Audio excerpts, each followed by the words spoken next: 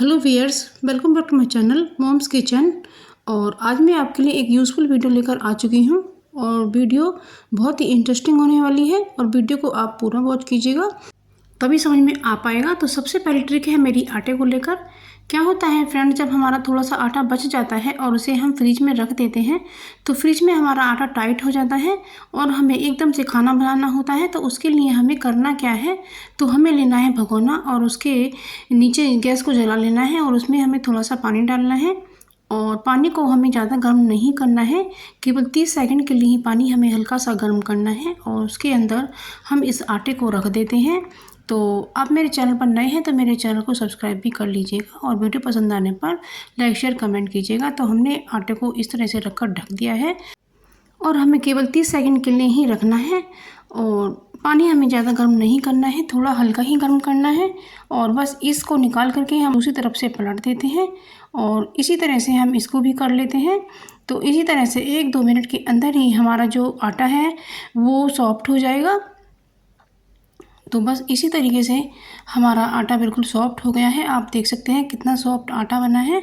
तो इस तरीके से आप अपने फ्रिज के टाइट आटे को सॉफ्ट कर सकते हैं और आप जल्दी से रोटी या पराठे कुछ भी बना सकते हैं। ये आटा बहुत ही सॉफ्ट बन गया है। तो इस तरीके से अपने आटे को तैयार करें। तो ये बहुत ही यूज़फुल सी ट्रिक है, आपको ज़रूर पसंद आएगी। तो आप इसे ज़रूर से करके देखिएगा। तो फ्रेंड्स, अब मेरी दूसरी ट्रिक आती है।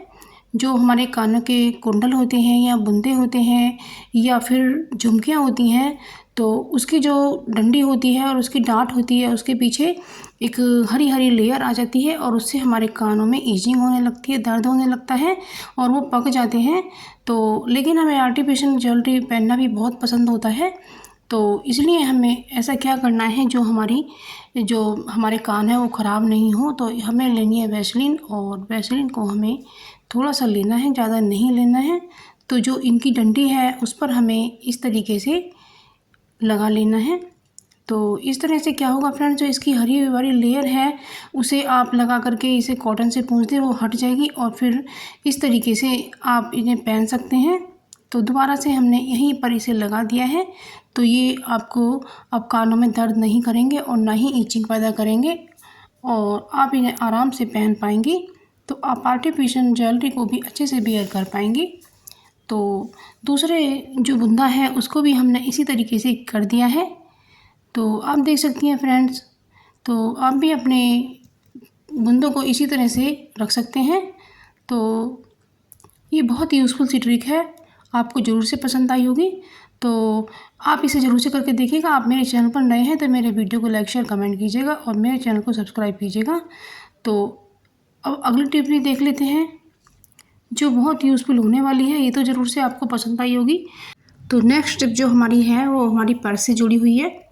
तो जो हमारा पर्स होता है, ये तो हर कोई ही चाहता है कि हमारा जो पर्स है वो पैसों से भरा रहे, तो कितना अच्छा होता है। तो ये मैं आपको एक ट्रिक बताती हूँ जिससे आपका जो पर्स है वो पैसों से भरा रहेगा। तो आपको लेना है एक चांदी का रुपया और उसमें लक्ष्मी गणेश जी की मूर्ति होनी चाहिए।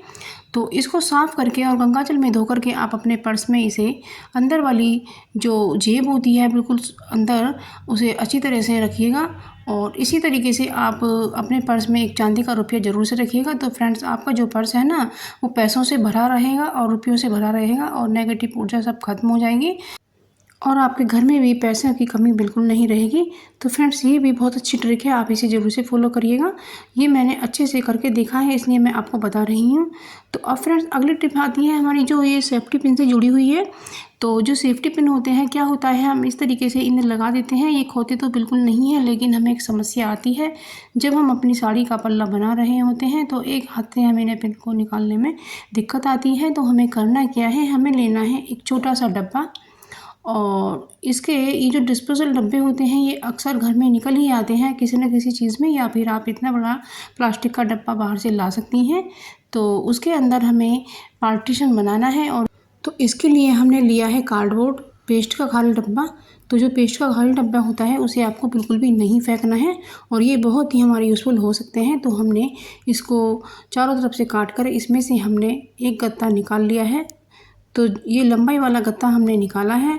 तो बस इसको हम बीचों बीच इस तरीके से फिट कर देते हैं और इसके बीच में हम थोड़ा सा कट का निशान लगा देते हैं। क्योंकि जो दूसरा हम पार्टीशन बनाने के लिए गत्ता लगाएंगे तो वो इस पर फिट हो जाएगा। तो इसलिए हमने बीचों बीच इसमें कट का निशान लगाया है, आप देख सकते हैं। तो कितना अच्छा फिट बैठा है। अब दूसरा भी हम इसमें लगा देते हैं।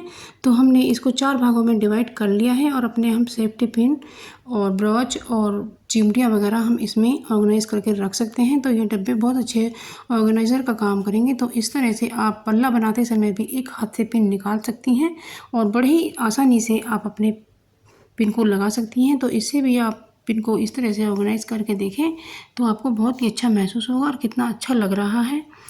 तो अगली ट्रिक आती है हमारी जो किचन सिंक होता है हमारा। इसमें क्या होता है कि मैं इसमें मिर्ची डाल रही हूँ। तो आप सोच रहे होंगे कि ये किचन सिंक में मिर्ची क्यों डाल रही हैं। तो इसे देखने के लिए आप वीडियो में पूरा बने रहिएगा। तो आप देखते जाइएगा कि मिर्ची का कितना अच्छा कमाल होने वाला है।